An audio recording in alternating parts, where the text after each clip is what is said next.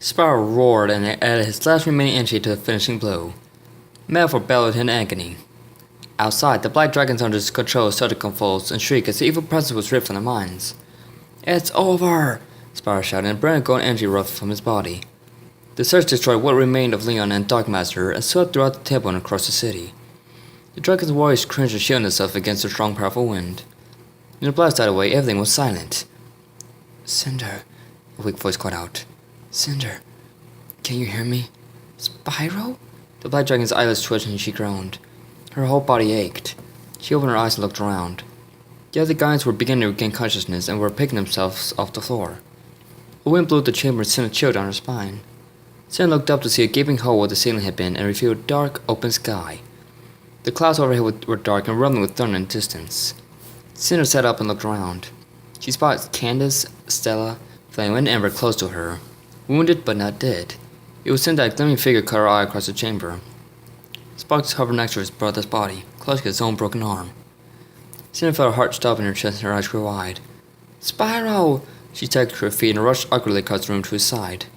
Spyro looked up at her with tears in his eyes, and Cinder immediately knew how bad her mate's condition was. Spyro lay on his side with intestines dangling out the hole in his stomach. Cinder wanted to vomit but couldn't bring herself to exert the effort. Spyro's eyes hung listlessly open. The once beautiful amethyst colored Cinder had become admired so much now looked dull and almost lifeless. "Oh no, Spyro!"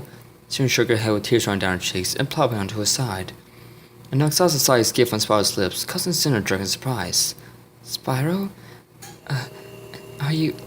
Cinder?" Spyro murmured, his eyes staring straight ahead into the wall. The black dragons moved around him and lay down in front of him. His eyes were already gazing over his continuous step away. "I'm here, Spyro," Cinder whispered sadly. "Everything's gonna be okay." By now, the other guardians had gone to their feet and were slowly approaching their fallen friend. Sorrow hung thick in the air, and every heart in the room sank to the deepest depths of despair. "Cinder, I'm sorry," Spyro went before her. His eyes jerked as he tried to speak, but Cinder stopped him with a nuzzle against his snout. "You have nothing to be sorry for, Spyro. But I promised you." Spyro's arm twitched. He wanted to reach out for her and stroke her soft, delicate cheek, but his energy was completely depleted. "I promised you forever. My life, mate." Cinder's eyes went and she remembered the pact two of them had made before. She looked at Ember, who was crying silently on Flame's shoulder. "Ember, hurry! Can you heal him?" I'll try." The pink dragons moved over next to Cinder, lifted Spyro's head in her paws. She pressed her lips firmly against his and concentrated on trying to heal him. Instead of feeling the warm tingle of her paws working, she felt nothing. I don't get it. It's not working?" she stammered, looking at Cinder with fear in her eyes. "Try giving me pendant to send her," Candace suggested. "It's worth a shot." They nodded and stepped forward to help Ember remove her pendant. After placing it on Cinder, the black dragons pressed the lips of Spyro's and tried to imagine his wounds healing. The longer she remained locked with him, the more she felt her heart sink.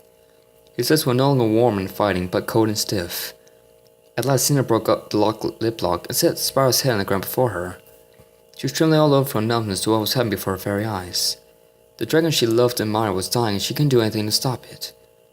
The sounds of footsteps echoed from the hallway behind them as the dragons, cheetahs, moles, and the mannerous moles hustled down the corridor.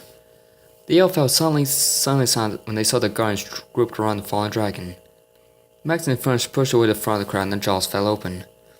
"Oh no!" Max was in shock. Infernus was about to take a step forward when Max grabbed his shoulder, holding him back. The red dragon looked up at his friend, who only shook his head. Infernus looked hurt as he glanced back at his dragons across the room. Stella sensed his eyes on her, she looked back at him. Her lower lips sucked in as she tried to keep herself composed. Infernus felt his heartbreak as she turned back to her dying friend. "Spyro," Cinder choked, her throat suddenly feeling extremely dry. I'm not ready for you to go." She shook her head frantically, seeing more tears spattering across the floor. "I'm just not ready to let you go."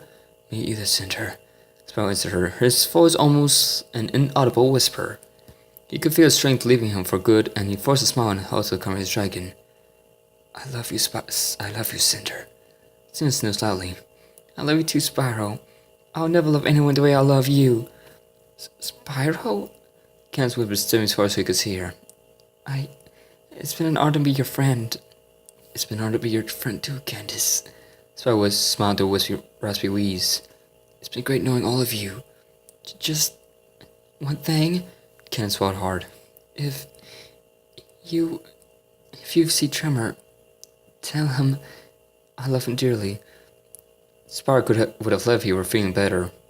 All he could do was close his eyes and smile. I'll be watching over you all. He sighed as Spyro relaxed for good.